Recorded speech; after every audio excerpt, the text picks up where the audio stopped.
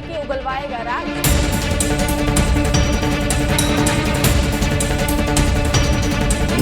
क्या अमेरिका ने रोक रखी है राणा की फांसी?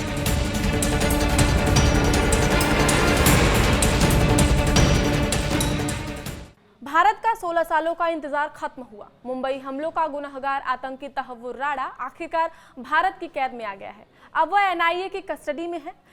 नमस्कार, मैं रजनी चौबे और आप देख रहे हैं न्यूज़ 18 का डिजिटल प्लेटफॉर्म। अब बड़ा सवाल है कि क्या उसका भी हश्र आतंकी कसाब जैसा होगा? क्या तहव्वुर राणा को कसाब की तरह ही फांसी पर लटकाया जाएगा? इसका जवाब मिल गया है। तहव्वुर राणा के फांसी से सस्पेंस हट गया है। खुद अमेरिका ने भारत से दोस्ती निभाई है और फांसी का रास्ता साफ कर दिया है। जी हां, भारत और अमेरिका के बीच जो एक प्रत्यर्पण संधि है उसमें तहव्वुर राणा के फांसी की सजा वाले प्रावधान को नहीं हटाया गया है। इसका मतलब है कि फांसी वाला पेज अब खत्म हो चुका है। तहव्वुर हुसैन राणा अब भारत में है। उसके खिलाफ भारत के खिलाफ जंग छेड़ने, हत्या और आतंकवाद जैसे कई गंभीर आरोप लगेंगे। इनमें से कई में मौत की सजा का प्रावधान है। भारत और अमेरिका के बीच प्रत्यर्पण संधि के दौरान फांसी की सजा को हटाया नहीं गया है। इस वजह से अब तहव्वुर राणा पर फांसी का खतरा मंडरा रहा है। ऐसे में मुमकिन है कि तहव्वुर राणा भी आतंकी कसाब की तरह फांसी पर लटककर जहन्नुम जाएगा। तहव्वुर राणा को लाने वाला विमान गुरुवार शाम को दिल्ली में लैंड किया। इसके बाद उसे एनआईए ने अरेस्ट कर लिया। एनआईए ने उसे पटियाला हाउस कोर्ट में पेश किया और 20 दिन की रिमांड मांगी। कोर्ट ने देर रात करीब 2 बजे 18 दिनों की रिमांड दी। अब तहव्वुर राणा एनआईए की कस्टडी में 18 दिनों तक रहेगा। इस दौरान उस पर सवालों के बौछार होंगे। हिंदी में बोल दीजिए।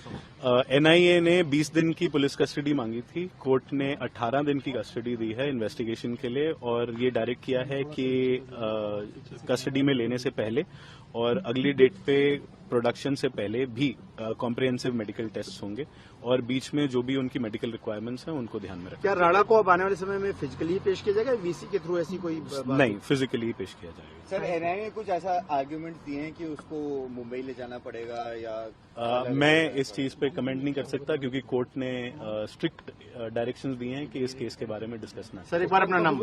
एनआईए जब उससे राज उगलवाएगी तो पाकिस्तान का चेहरा भी बेनकाब हो जाएगा। कैसे राणा को होगी मौत की सजा? टाइम्स ऑफ इंडिया की खबर के मुताबिक एनआईए यानी राष्ट्रीय जांच एजेंसी ने जिन धाराओं में तहव्वुर राणा को आरोपी बनाया है और उसके प्रत्यर्पण की मांग की थी उनमें भारतीय दंड संहिता की धारा 120B जो कि आपराधिक साजिश, 121 देश के खिलाफ जंग छेड़ना, 121A देश के खिलाफ जंग छेड़ने की साजिश, 302 हत्या, 468 और 471 जालसाजी और कड़ी गैर कानूनी गतिविधि रोकथाम अधिनियम ऊपा की धारा 18 और 20 शामिल है।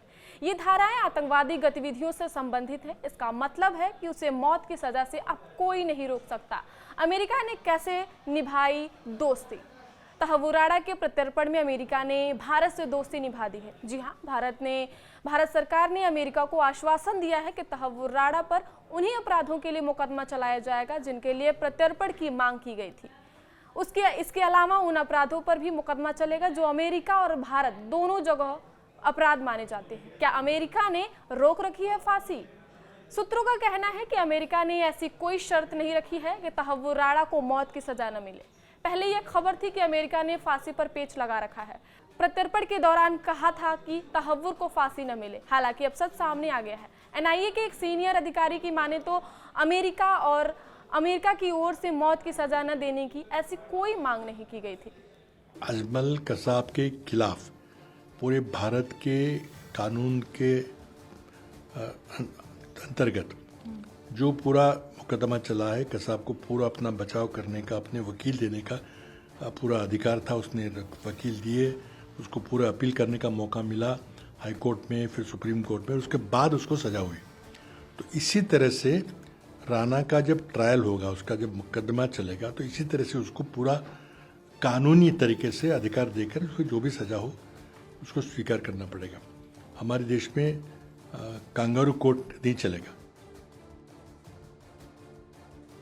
गवर्नमेंट ऑफ इंडिया में हम प्रयास कर रहे थे उसको लाने के लिए, क्योंकि ये 26/11 का जो मामला था वो डिगअप करना बहुत ज़रूरी है, आज भी ज़रूरी है। तो जो हमने उस वक्त जो केसेस चले, आपको पता होगा कि कसाब को फांसी दिया था, अफजल गुरु को फांसी दे दिया था, ये हमने किया था, वो भी सुप्रीम कोर्ट के डायरेक्शन से। कौन है राणा? तहव्वुर राणा अभी एनआईए की गिरफ्त में है। पटियाला हाउस कोर्ट ने 18 दिन की रिमांड में भेज दिया है। अब 18 दिनों में एनआईए उसल आतंकी राणा से मुंबई अटैक के सारे राज उगलवाएगी। मुंबई हमले का मास्टरमाइंड राणा पाकिस्तानी मूल का कनाडाई नागरिक है। मुंबई अटैक में उसका बड़ा रोल है। उसकी वजह से ही 26 नवंबर 2008 को मुंबई में कत्लेआम मचा था।